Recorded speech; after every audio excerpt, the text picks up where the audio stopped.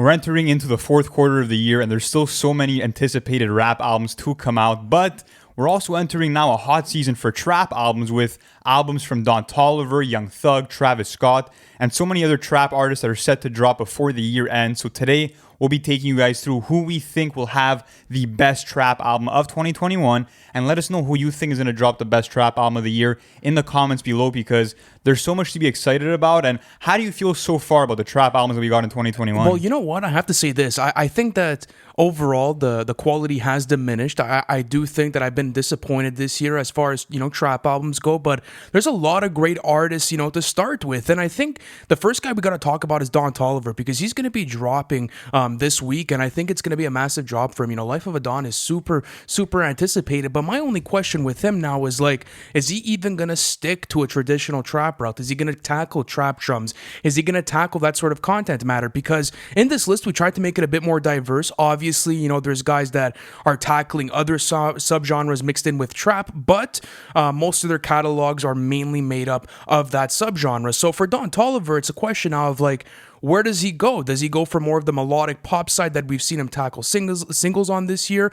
Or, does he maybe, stick to that traditional route that he heard in 2018? So that's where I'm at with him right now. What do you think? And, which lane do you think would be the most profitable for him to go into at this point? I think both. I think he's going to showcase his duality, man. I mean, if you look at songs like After Party or Back End, you kind of have more of that in-your-face, aggressive trap energy from Toliver. But if you also go to songs like Drugs and Hella Melodies, or for example a song like No Photos, then it's kind of more that R&B leaning songs where he's kind of showing you what he could do with his dreamy vocals. So that duality of R&B and trap is something that, it's a thin line that Toliver plays in between very well. So with Life of a Don, I'm just curious to see what he's going to bring and how he's going to collaborate with the features too. So far, there's none that have been announced, but there are serious rumors that the track list will be around 15 songs, and that's something I'm happy about, because a big trend that, has been going on with trap albums lately is that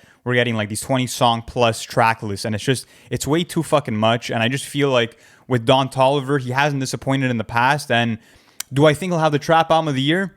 Maybe not, but the singles have been strong. I'll say that. The singles have been really strong, and I think for him right now, it's a coming of age. There's a sort of talent, that has to be showcased on this next album, because regardless if he's doing trap or regardless if he's doing melodic pop, this guy has such a wide range of talents, and that's what I want to see here from him is maybe not necessarily having to dive too deep into the trap content, or maybe staying stagnant with it. Maybe just use certain elements of trap, just maybe their drums, or their drum patterns, or maybe even the drum programming, or even the melodies. It depends for him. That's why I think I'm excited for it. I think it's a super big wild card. But one album I also want to talk about right now is an album that's dropping next week, and it's Young Thug's Punk. This has been anticipated for such a long time right now. He's been working on it since So Much Fun, dropped, and I think that there is a very big chance that Young Thug actually drops the album of his career. I mean, this guy is still, in his late 20s. This guy still has time to really make some damage and to really go full force with this. How did you like the Tiny Desk performance? I loved it, man. It showcases the type of raw talent he has. I mean, I was listening to Harambe the other day, and I was going through Jeffrey, and I was realizing how nice he is, not only with his vocals, but the way he expresses himself on the track, that sort of cadence he has. I love all of the moans and the grunts that he's able to implement into his performance. And I mean, another thing about Young Thug is you'll get two different sides of him. So Much Fun was, an album that was supposed to be fun. There was a party vibe to it. It's very lighthearted. Something like, Beautiful Thugger Girls was something that had more of melodic performances with more of a rock influence. So Punk is going to be different. After TikTok, I kind of understand where he's going with this, but as far as the performance goes, where do you think he needs to improve from So Much Fun? Because it was a great album. It was a great fucking album, one of the best of 2019. So what could he improve on this time? And why do you think he actually has a shot to get Trap Album of the Year? Because he's been in many of these conversations, and he low-key has a couple of years where he's dropped the best trap project. I think that he might have the best Trap Album of the Year just because he said that this will be his most personal and vulnerable album. He said that this album will reflect real rap, and we got a taste of that on TikTok where he's kind of describing his environment growing up while also bringing in these cool flow switches and also changing up the tempo at any given moment. So with Punk, I feel like it might be a fully realized version of Beautiful Thugger Girls, where you do have these melodic performances, you do have maybe some more strings, some more guitars mixed into the production. But I think as long as those country undertones aren't there, I'll be happy with that. But I feel like he's kind of going to be honing in more on what he could do vocally, because I think that the way that he uses his vocal as an instrument is very unique. And not only that, but I mean, also if you look at the songs that he previewed at the Givenchy show, those were really good. Very you had impressive. Elton John and Gunna feature on one of those songs, and it just felt like Thugger was kind of not straying away from his usual trap sound, but that he was experimenting, and that's something that I like to see. Pushing boundaries. Yeah, that's what I like out of Young Thug, is when he's able to push the boundaries and he's able to maybe create a new bar for trap music and what it is right now. Because going back maybe even to the Barter 6 and what that did for the whole music scene was incredible, because people started to realize how versatile they had to be with their voices. People started to realize how talented, they had to be when creating these projects, because you go to maybe DS2 or you go to, Young Thug's Barter 6 in 2015, those are massive projects. By the way, guys, I made a mistake on Young Thug's age. He's 30 years old. He turned 30 in August. How old did you say he was? I said late 20s, because I remember okay. I was doing some content. I thought he was 29 also, I thought he was around that range, but yeah, he's 30. But regardless, think about it. He's only turning 30. Think about the longevity a lot of rappers have. And Thug has a full-blown catalog, and he's going into his 30s now. This is only his second studio album. And think about how mature this album could really sound. I mean, I love what you said about, Beautiful Thugger Girls, how it could be a more completed version. That would be fantastic, because Thug has also talked about maybe being, bringing back that rock influence into punk, and maybe having something that's, more coherent, towards another sound, rather than just having, trap drums and trap beats. So that's what I may be looking forward to. I do want to hear just, the depths of his vocal range, like he showed on a song like Kill Before. Facts. You know what I mean? So off of Super track. Slimy. So if he can do that and show us his raw talents as a vocalist, I'd be super happy. But let's now talk about Travis Scott's Utopia. And this has been one of the most hyped albums of the entire year, trap or not. And we actually got an update. So Travis Scott did another magazine cover. I feel like he's just been running through those throughout the whole fucking year. Promo. But yeah, he did a new one with, let me try to find the name of the publication. It's called Another.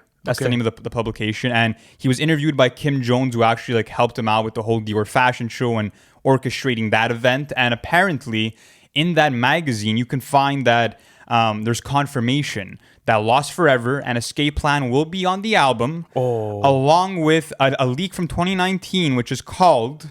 Hold on. In My Head? It is In My Head. Yeah.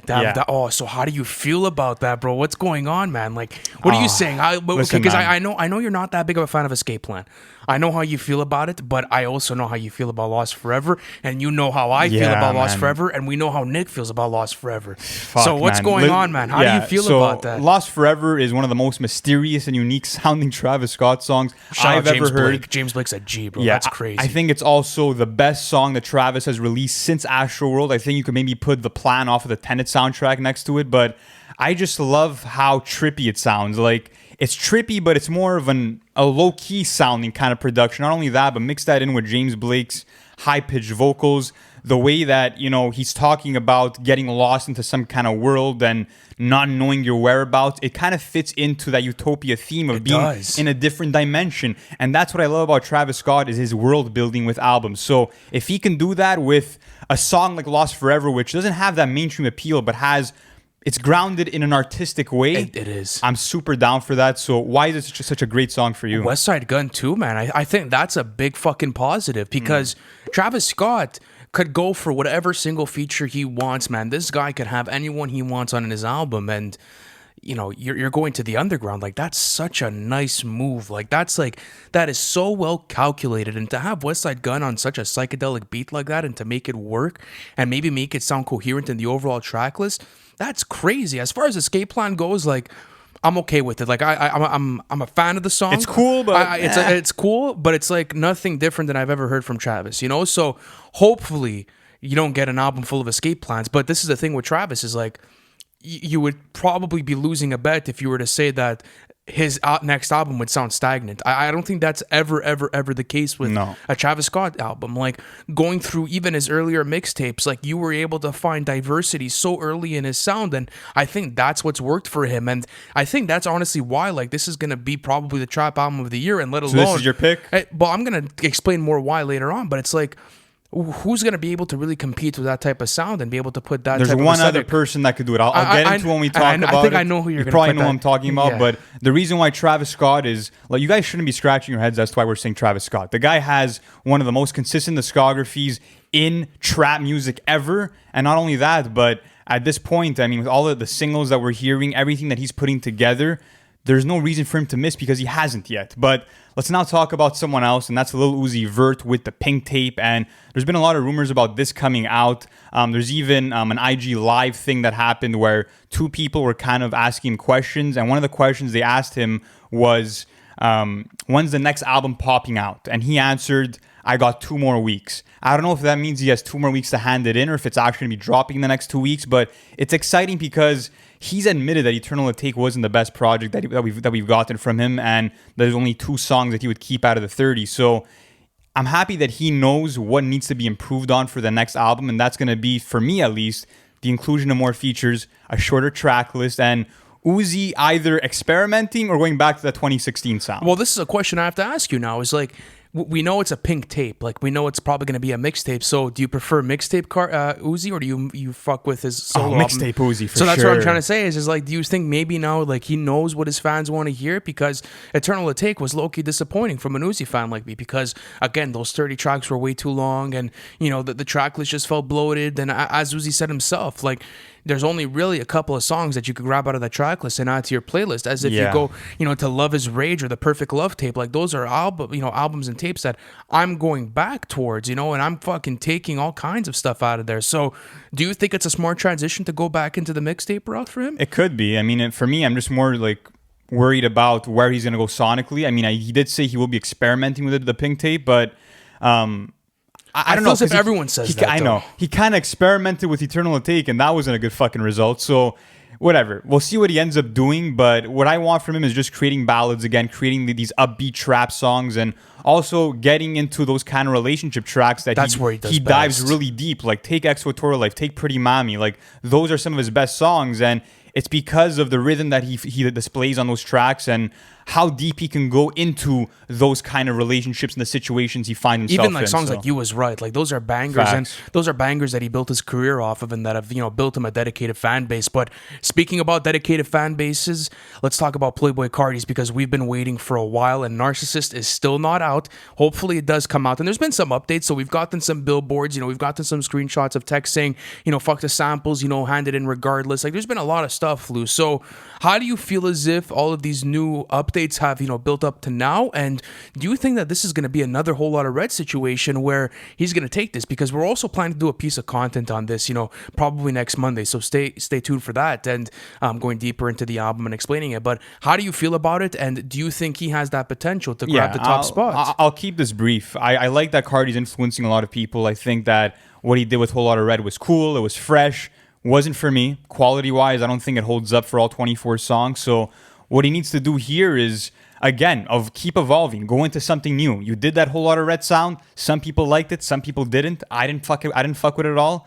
But if he wants to keep up with that image, I don't know what that's going to say to his artistry, because he's never stayed into a sound that he developed. He always moved up. So I want to see him maybe rapping over those rage beats again, because I do like them, but aesthetically, in terms of his voice, I want to see him change it up again. And in terms of the way that he's marketing the album, it's cool for the kids, but I'm not with it. Like, just give me the fucking album. Like, I'm super down to listen to the music, because Carti is always going to develop something that holds a lot of value, right? Like, he's a great fucking artist. And I like what you said about him leveling up every time, because it's true. Like, you could say that, you know, the Cash Carti aesthetic was very prominent within, you know, obviously Self-Titled and after that Die Lit, but it felt like an upgraded version, you know, of Cash Carti. It didn't necessarily still have the nostalgic feeling that, you know, the Self-Titled did, but Die Lit is quality-wise. More polished. maybe. It sounded a lot more polished because I think the self-titled was, it's debut mixtape coming up, like, like that's like, I'm not even sure if it's his debut mixtape. He probably has something else. No, he has other mixtapes. Yeah, but his first commercial mixtape, his first like massive mixtape that hit markets like that. So that's why I'm not sure like where he's gonna go with this next sound, but I think that it would be maybe a smart move for him to go back to that aesthetic. So I agree. Definitely an album of the year contender, trap album of the year contender. Yeah, for sure. But let's actually move on to Metro Boomin's "Not All Heroes Wear Capes 2." And this is actually a massive fucking album. If you guys are a fan of the first installment, you guys should be excited for the second one, because whenever Metro Boomin produces an album, you could expect maybe this craziest sequencing and transitioning in any album of the year. So good. The way that he's able to, layer and, take all of his features and put them together and, be that, curator that you want him to be. He gets the job done on everything, and I think that at a certain point, he's low-key the best curator in the game right now when it comes to, like, these compilation albums where he'll produce everything, he'll do the sequencing, he'll get other producers to come in and work, and he'll have all of his favorite artists come in and do this. So I think when you look at Not All Heroes Wear Capes, that was an automatic album of the year contender, like not even trap album. So when you're looking at this, how does he even improve on that? Like, where does he need to take this? Like, what does he need to do? Because in my opinion, Metro's a flawless producer when it comes to his production. Missed, man. He's never missed. The guy never misses. Look, this is the thing. For me, I think Not All Heroes Wear Capes came out after Astroworld, right? I think it came out in the fall time. More or less. Yes, I do think so. Yeah, so to me, that's the most recent best trap album that we've gotten, in my opinion. And the reason for that is that, like you were saying, the sequencing from track to track, the transitioning, he doesn't even do the transition from the end of the song to the start of the next one. He does it within the end of the beat, and then the beginning of the next beat always likes to follows. And the way that he does it to me is mind-blowing, and he created a fucking trap symphony with Not All Heroes Wear Capes, with the kind of guitars that you're hearing on there, with the horns, with all these different types of instruments, and of course, mixing trap drums with samples for songs like 10 Freaky Girls. Metro's out of this world, and the way that he gets career best performances out of artists like Gunna. Look at Space Cadet. I don't think Gunna's dropped a better verse in his life. Even Travis on Overdue, man. Only one? Oh my goodness. Did you ever see the way that Overdue sample is actually broken up? No, I never seen that. Oh, please do. Guys, please take the time to go after this video and go on Genius. I believe it's there. The way that he was able to yeah. Anyways, regardless, I think that it's automatically a lock for him and, the trap album of the year contenders, because people, regardless if you're a Metro fan, are going to go listen to this album because what type of quality he's going to present to you. Here's the issue, though. Okay. Let me give you the issue, all right? So I think that Metro will produce this album flawlessly, like he has for Savage Mode 2 and whatever else. But the issue is that I don't know about the state of trap right now. I don't know if the artists hopping on the project can actually perform the way that they did in 2018. I don't know if 21 Savage has another 10 Freak Girls in him. I liked Savage Mode 2, but the beats really carried that album for me. The beats did carry the album. So it's tough to say. I think that the success of this album and the quality of it is dependent on the performances of the artist that he gets on it. And I mean, I think it's a balance of both, though. I think that's what you have to understand too. It's like it's a yin and yang thing. Like, but if they don't perform, it's not going to be great. No, because you already know it's going to be a lock with Metro's producing. But the only real question is like, how are all of these features are going to come together and form as one? He has to bring the fucking trap Avengers, man. He does, but they have to also bring their A game. Like as you were saying, trap is in a weird state right now where there's a lot of guys that are missing on their albums, and it's no knock to them. Some people, maybe can't keep up that quality, or there's maybe different reasons that they want to pursue a different sound creatively. But when it comes down to a Metro Boomin album, you have to know what's going on. Like, there is some coherent sound in there. So now that we've, kind of highlighted all the, all of like the biggest standouts for us that could possibly come out, obviously, we have, the Lil Baby and Lil Durk collab, we still have Migos' Culture 3, we have Moneybagg Yo's Gangsta Pain, we have so many other albums that have come out. So what do you think will be your number one trap album of the year? So right now it's a Gangsta's Pain by Moneybagg Yo. I think that's the best trap album that so is far. Facts. I think in terms of production, The Life of PR5 is really good too, but if there's one album that will beat A Gangsta's Pain by Moneybagg Yo, it will be Utopia for me. I think the fact that he's bringing in the psychedelic rock sound and is seemingly, pushing the boundaries and coming with a new sound. And also, it's one of the only trap albums this year that actually seems to have a concept attached to it. And I think that's what's really strong about Travis Scott's work. Apart from that, I mean, Not All Heroes Wear Capes 2 could really do it for me. But again, it's going to depend on those performances because, I'm sorry, but I've seen him in the studio with Lil Keed. I don't think Lil Keed will perform up to par. I don't know, man. You have legendary performances on Not All Heroes Wear Capes. Think about Sway Lee on Borrowed Love. Yeah, I know. Like, I get it. I get it. Even a Lil Durk, I don't know how he's going to fit on an album like that. So my safe bet is Utopia. I think if another album could do it, it would be Not All Heroes Wear Capes. What about you? I'm on that same boat, and the thing is that I had also stated that I think that Travis will drop the best album of the year. Like that's like true.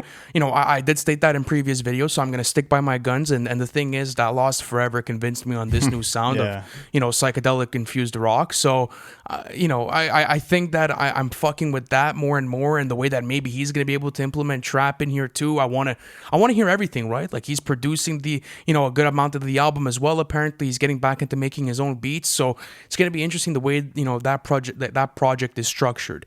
I'm on that same boat too, though, with Not All Heroes Wear Capes too. Like I was a big fan of the first installment. I'm always going back to it, even in 2021.